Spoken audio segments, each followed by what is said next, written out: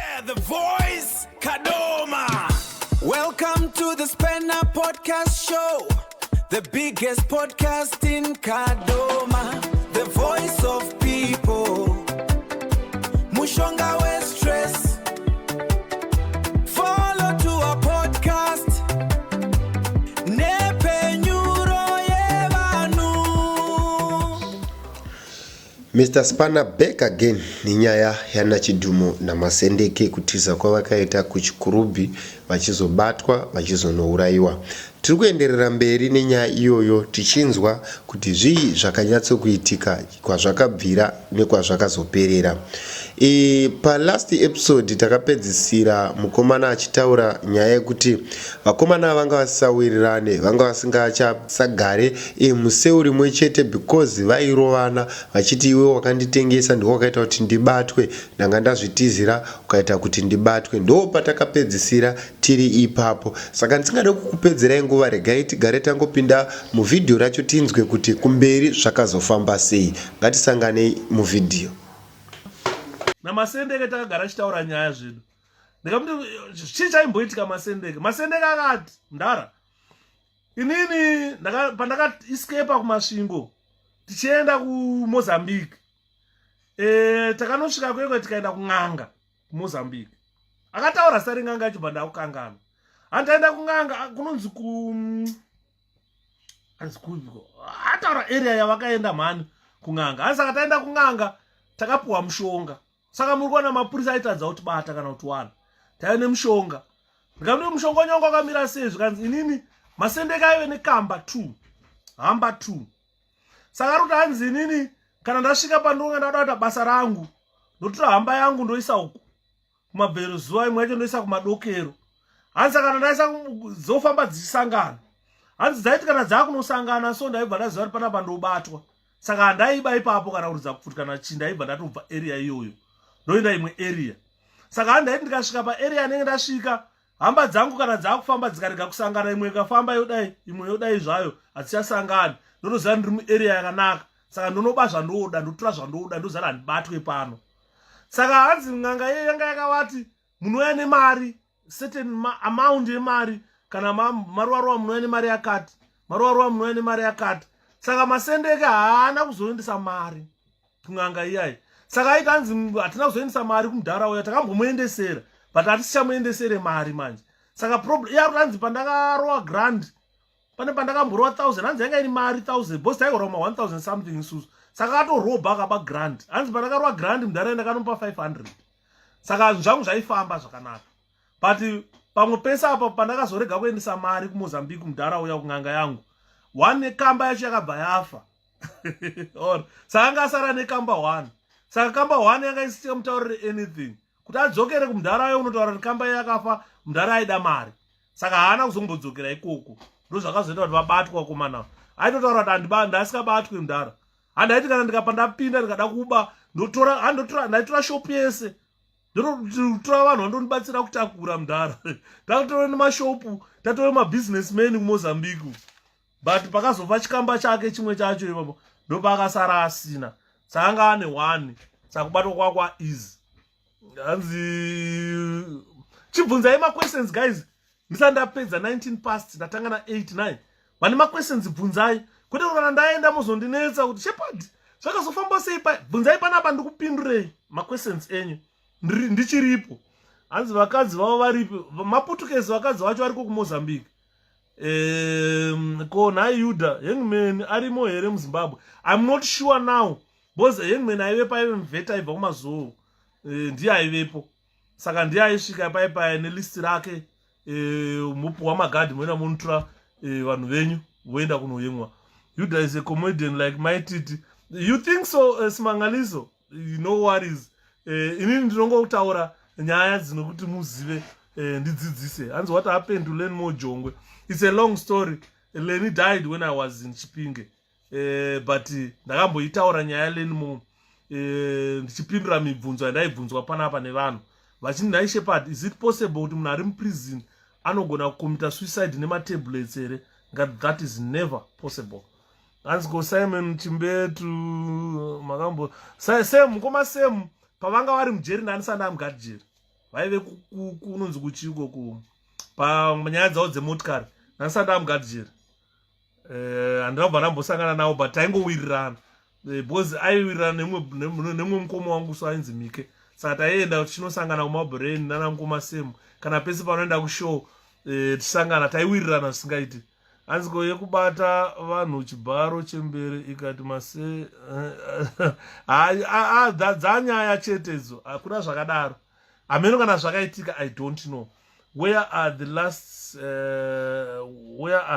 I'm not sure mukoma Ruka Chakeni I'm no longer in the prison so I don't know could when were the last people hanged I don't know to be honest with you and what happened to Jongo ndakamboitaura Jongo akatourawa anzi yakangwa mukoma Yuda munonakidza definitely munoruzirira mukanonoka kuya andakatamba namasendeke ukwekwe kumbizo alright toda one session yekungotiudza nyaya dzemukati mejeri I will do that one day nechipindura mubvunzo yenyu hanzi maclips enyu anowanika here pavidmate or YouTube yeah you can go pa YouTube and I pa YouTube guys vanhu vari panapa subscribe to Shepherd Yuda YouTube subscribe there ndopandiro ese mavideos ese ndikumaisa pa YouTube so you can access anything that you want to know you want to learn anyone with a question don't hesitate ndibvunzei ndokupindurai and also smoking inobvumirwa here kujeri smoking was banned dara kuprison it was banned haibvumirwa haichabvumirwa because smoking yaikonzera zvakawanda mujeri zvokuti chingochani chamunonzwa chaizopeserwa chakuitwa vanhu vachitenga chikafu nefodya and so forth but it was banned and did either of them two have offspring I don't know that I don't know hanzi mukoma burial ceremony yemukondemu kusvika pa-unmarked grave is family allowed the family is not allowed kana uri a condemned prisoner you are state property your family are just told kuti akahengwa and was buried that's all you are not allowed but you can ask for your family to come and see you before you are hanged kuti kana une any will anything that you want to say or zvaunoda kuoneka hama dzako you are allowed that before you are hanged you are allowed and state property mukondemu havigwe pane hama dzake anongovigwa ega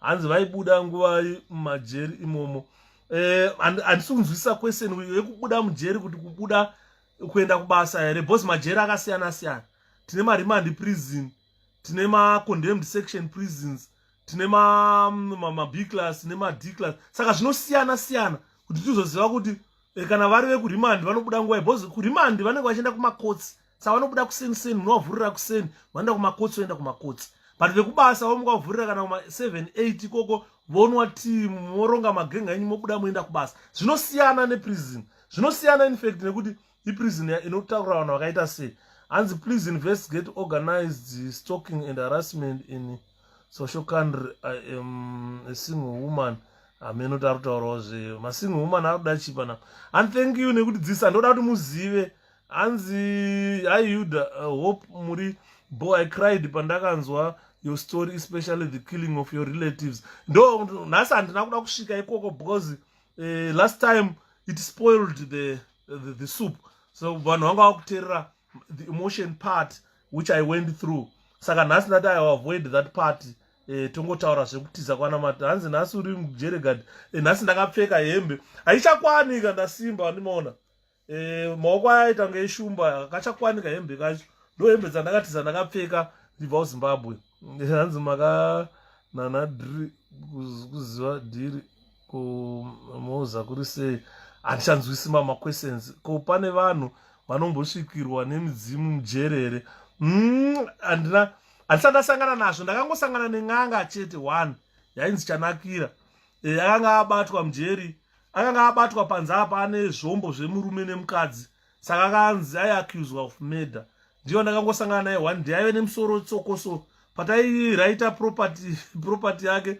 akaburisa musoro wesoko umwe mudhara akaukika mudhara akati chiko chauri kumusira panapa saka zvakawanda hanzi Dzamara akavigwa kupi I'm not sure thanks mukoma ndotenda tura nyaya yachidhumo bvunzaidzana chidhumo koitai Dzamara bvunzaidzana chidhumo how old were these guys I was 26. I think Chidumo, when he was hanged, I think he was 29.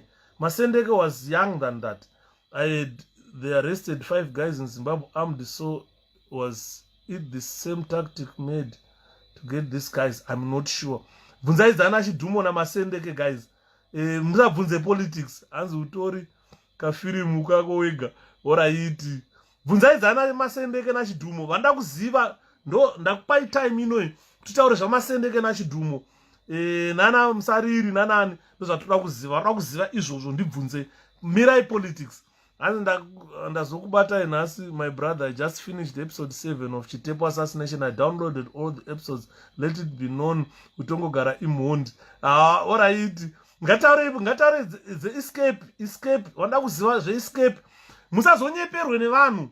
Unless kana amwe mugadhijera ari kuisa adding. Ari kuita addition to what I've said. Or subtracting to what I've said. It's fine. But vamwe vese ava musateerera.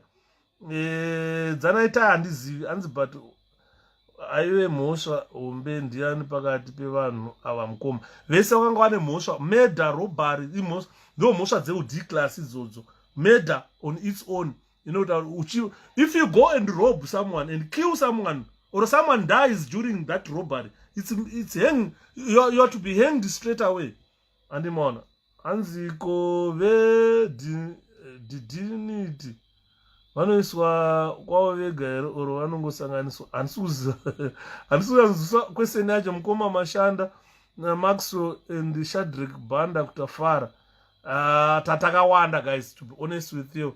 Ndogora kuenda kashanda nawo but vamwe vacho ndakukanganwa ndakabvako kujeri kudhara ko zvekunzi ukafira mujeri usati wapedza kupika hembe dzako hadzidzoserwe kusvika makore aiwa kunyepa ukafira mujeri zvatopera sentensi yako yatopera ipapo ko makatizei kuZimbabwe mukoma Yuda vakomana bvunzai dzamasendeke kani iyo takambojitaura tichaitaura rimwe day kana kuti magadhi echikadzi hambo hakuna zvakadaro because magadhi echikadzi vanoshanda kufemale section varume vanoshanda kumale section hakuna female prison officer anopinda kumamale prisons ari ega azvitoita andoescotwa kasi basa renyu ranga riri rei because you sound like a journalist. Basa ranga I was an instructor. Ndakatanga ndiri kugeneral duty ndikazoita instructional ndikazobva kuinstructional ndikadzokera kugeneral duty ndikazoenda accounts clerk not a journalist. Chingori chipo chekuti ndakatrainwa kuticha nekudzidzisa so I explain so that you understand. My duty is to make you understand. Anzi but muno my moms mune vanhu vakawanda vanotiza ameno andira ma questions can you kana mapera ma questions ndokata hangu guys. How old was Chidumo and Masendeke? Chidumo was 29 I think. Masendeke was less than that, around 26 or 27 when they were hanged. How old was Ndapindura? Lioness Kuku and did their relatives visit them? Yes, relatives used to come. Chidumo mukadzi wakaitobva kuMozambique achiuya. Akiki mukoma Yuda munondiuraya nekuseka. Musafane kuseka koma mukafana kuseka ndozishaya vanhu vakutaurira nyaya. Koma sales ari haunted ari kwere. Ishe haunted ndakamboionawo paRimandi prison. But zvaitika ndezvekuti macondemned prisoners aya avarare usiku. Bosi kana vakunohengwa mostly vanotorwa usiku. Vozonoiswa kwavanozonotorwa vachizonourawa. Saka ukaenda paRimandi prison kune inonzi Tower 4. Mtower 4 imomo ukakuenda ukabatwa nemadzikirira unonzwa bosi pane pauri hauzota 12 hours wakasvinura ka. Unombosvika umbogara dzombokubira mbichana hope. Padzinokubira paipa unonzwa something vanhu vachitaura saka wavhunduka vanhu vaiti zvipoko. But inini ndakazvaudza the other day ndiri kutaura foni kati guys hazvisi zvipoko izvo. Macondemned prisoners vanenge vachitaura nyaya. Uri sai kuside uri boy reche. Saka masikati ese vanenge vakarara manheru omuka. Saka ndo nyaya yehaunted yandakambonzwa iyoyo but inini ndakazviramba because area yacho waisa kuseri kwacho kune macondemned prisoners. Hanzi pakazouya Masendeke kuchikurubhi anga abatirwa kupi before escape. Anga abatirwa Masendeke anga abatwa kuchipunga beira kuMozambique. Akabatwa chakamubatisa TV yaive nayo color TV. saka mapurisa aida kuziva kuti akaiwana kupi, aive nemapepa acho here. Mapurisa ekumuza ndo zvavakamubatira izvozvo, ndokubatwa kwaakazoita. Hanzi but ishuwa here yekuti vakashayikwa pasango vakamira pamuti. I'm not sure. Kunyepa mudzimu haufa. Hanzi ko pakazouya Chidhumo kuchikurubhi anga abatirwa kupi? Akabatirwa kubeira. Atori pamba pake because anga atori businessman, anga atori mugarden achitochera mugarden neshavel. Ndopakabatwa. Ndo shavel yakada kushandisa kutema dhikazi iroro rikabva ramuzadza nyere vachibva vamubata. Was anyone punished for escape? Punishment yacho obviously they were hanged. And the punishment yacho kazhinji kacho, if you escape you go to court again. Unoruza remission, yatoti remission obva wasendencwa futi. Kana wanga wakanzi uchapika 5 years wonzi asendeka 2 years parutivi uchapika 3. Saka ukaescape iwewe vanotora 2 dzedze vodzosera dzoita 5 years pamusoro obva wakupakana dzimwe 2 kana rimwe gore. Saka unenge wakupika fumu panyera, hapana remission futi. And that's Chikurubhi is open ground for prisoners. Mukati meya, yes, mune mayard. Vanotoswera vari muyard vasungu. Arimo mayard, open ground. Hanzi vanototamba bhora. Vachiri kutongwa kufa here these days, yes. Death sentence still around. Ko Musariri akazodii. Musariri akafa, akaurawa musi akaescapa. Ndiona achitaura kuti akarwa nehelicopter. Hanzi plus Dzokoro ikani yamasendeke icharamba kudya. Hanzi besides vakadzi maputukezi vane hama handizivi. Ko pakazouya Chidhumo kuchikurubhi anga abatirwa kupi? Ndaipindura kuchipunga Beira. Anga abatirwa kuBeira. Was it okay for them to be hanged or a tough security jail is enough? Hanging is justified when you kill someone. And when you kill someone, death sentence is justified. Because havana kuuraya munhu wanika. Dai akauraya one white mistake, they killed a lot of people. Who was handsome between Masendeke? I don't know. Is it true that Tetelicious was once in jail? I don't know. Please, Dzokoro ikani yamasendeke achiramba kudya. Yakazotorwa neMsimo nevamwe vanhu aramba kudya Masendeke tazoenda kuno. Because our duty as prison officers is we don't want to see you starving in prison. We have to feed you. Saka takazoenda kunomufeeda, handina kuitaura nhasi because ZANU-PF yanga yakuitora nepasipo. Saka ndakazongona kuti anyway it doesn't need to be kuti itaurwe. Vana Chidhumo vaiva nevana here, I don't know. Zvesodhomu ichokwadi here, yeah, that's true. Zvinoitika kujeri, takatombozviona. Escape dzacho dzaitwa nguvayo. Yekuchikurubhi yakaitwa kuseni, Michael. Kuma around 7-8 o'clock. Kuseni ndopa yakaitika escape yekuchikurubhi. Kuseni, kuma 8. Tata kutogadzira kuenda kuparade isusu.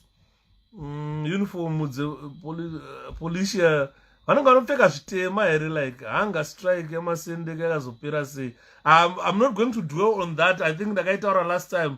Yakanga yakutorwa nepasipo. Because I think you guys, you need to learn, you need to know the truth. But when we say the truth, vamwe vanhu vada kuzofunga kuti ndakazova munhu akuti mai abuse vasungwa nokuti makamumanikidza kudya. Tikati kuprison hakuna munhu anofana kufa nenzara.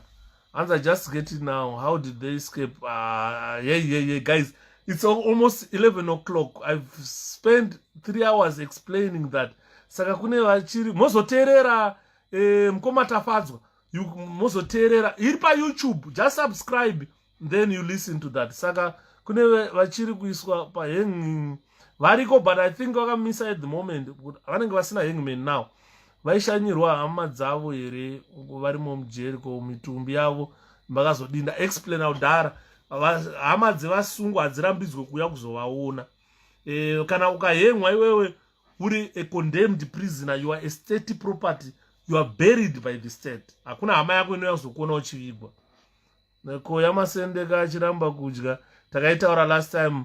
Ndio ndikutaura, I'm not going to repeat that because pane vamwe vanhu vakangomirira chete kuzonzwa takutaura kuti takaenda because airamba kudya Masendeke.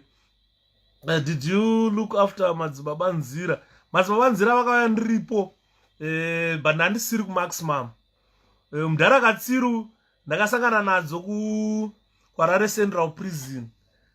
madesert akarohwa rep yadzo yai mundaranzira ndanga ndisiri kumaximum handina kuvachengeta but ndaingonzwa nyaya dzavo ndandisiri kumaximum prison ko pakazouya masendeke kuchikurubhi anga abatirwa kupi same question.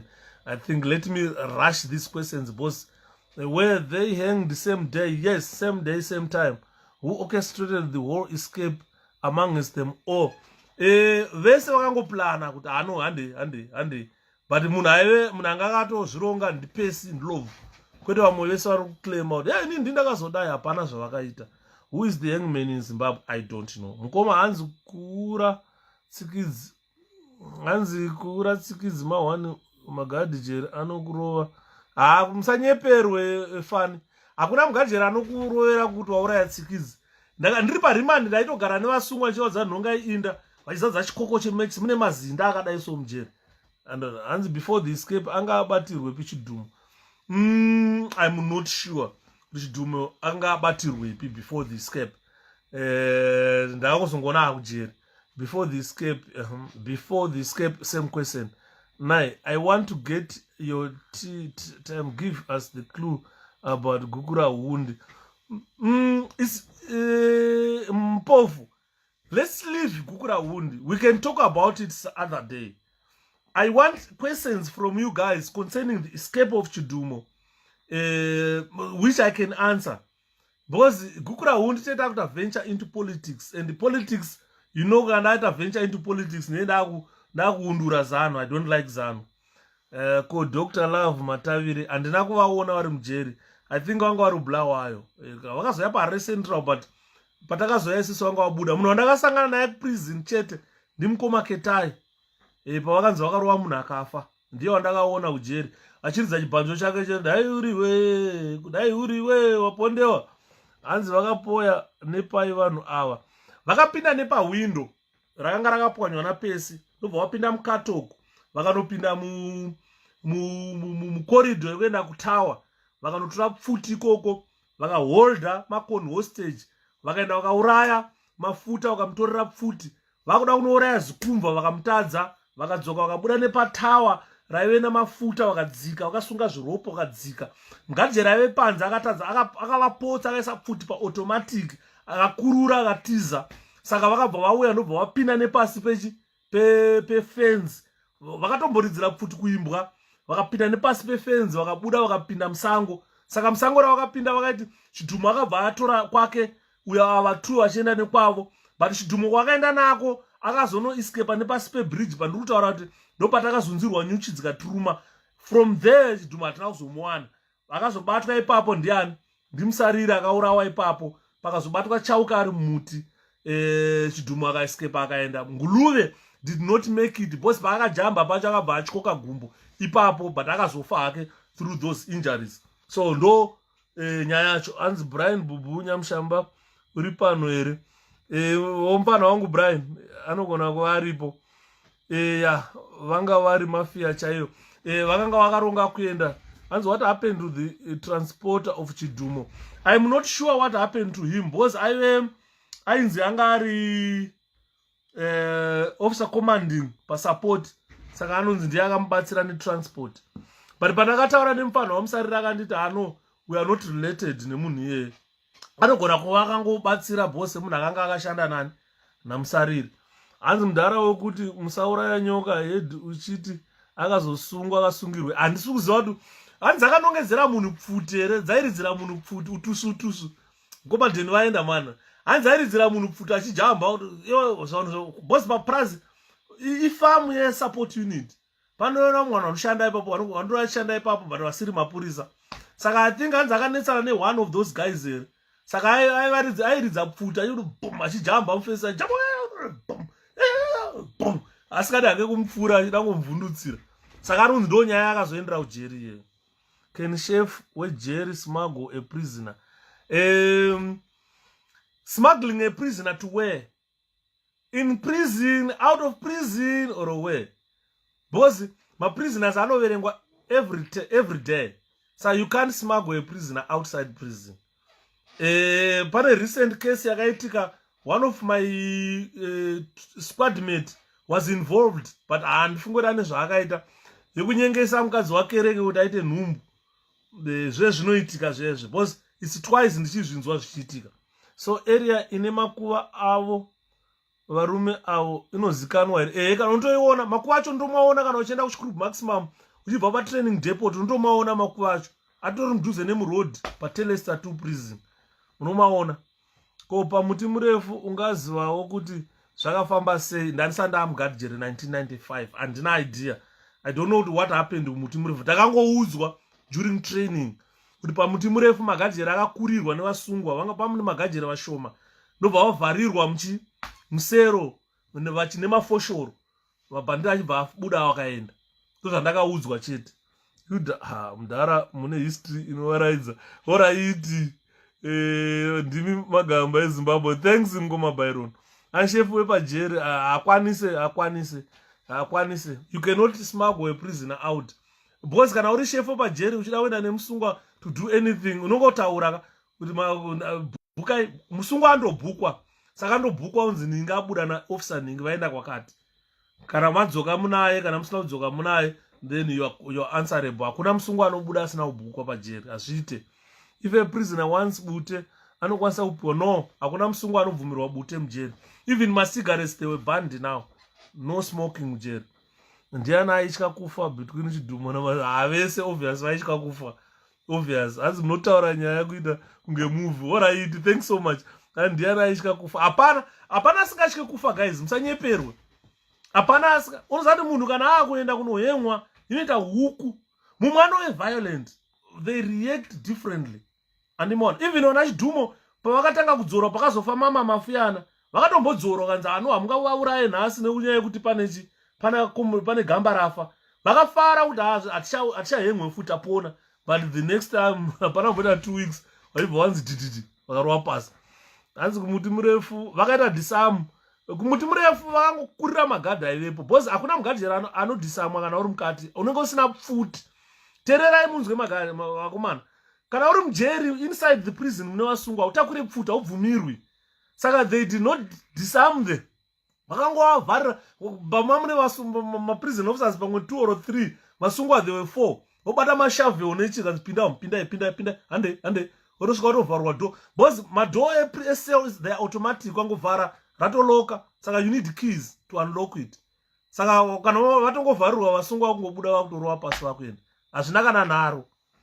Hanzi Chidhumo and Masendeke pictures. Do prisoners have access to internet? No.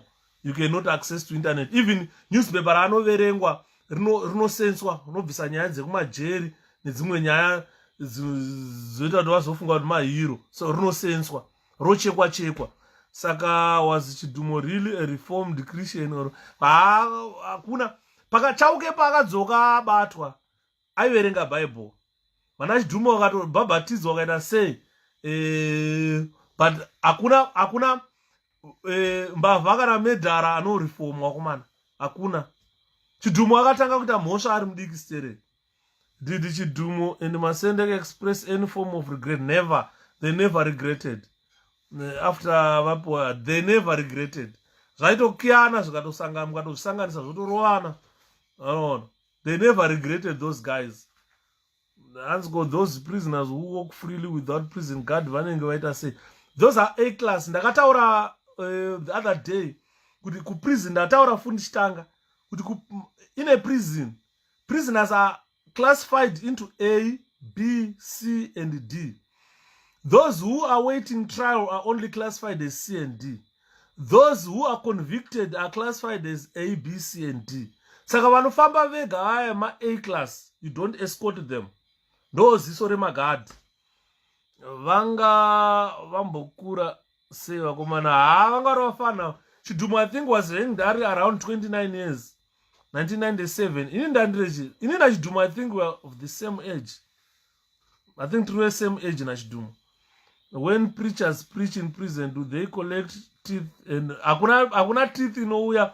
Jeri ne ma preachers aro. Vanobva outside vanosvika vota sei. Voto apply to go and preach. Hakuna teeth inouya.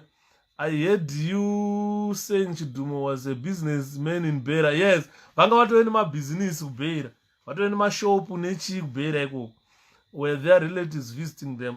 Yes, they were coming. Mukadzi wacho wachidhuma aitouya, muputukezi wana achitaura. Why do you think they close to escape in broad daylight instead of usiku? Usiku hau escape because regai ndipindure noma. You cannot escape usiku because unenge wakavharirwa. You can't escape usiku.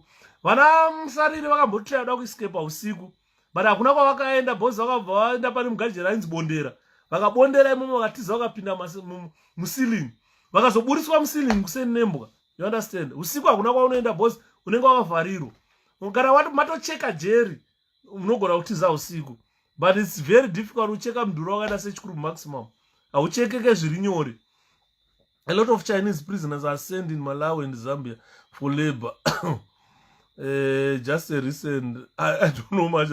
Teeth, Ghana, good teeth. Ameno, good teeth around the chi, I don't know. Hanzi Yuda, a case like the recent accident, Eko Mtare, Musungwa pardoned or get a privilege compensation. Musungwa wense, hakuna Mutare, incident Eko Mtare, guys, regaendi kutaurira chokwadi. That incident inogona kubata commissioner we prison. Because hakuna musungwa anotransportwa kuenda kukoti neopen track. That is a crime. Ndokutadza basa kwacho ikoko. That means the commissioner is responsible. The officer in charge is responsible. The officer commanding is responsible. Because imhosva yakatoita iyoiya, hakuna musungwa asati atongwa jeri anoendeswa kukoti neopen track. Hakuna zvakadaro. Hakuna zvakadaro. Ndakatoshamisika neincident Eko Mtare iyayi. Ndakatoshamisika nazvo. Hakuna musungwa anoenda neopen track court. Hakuna.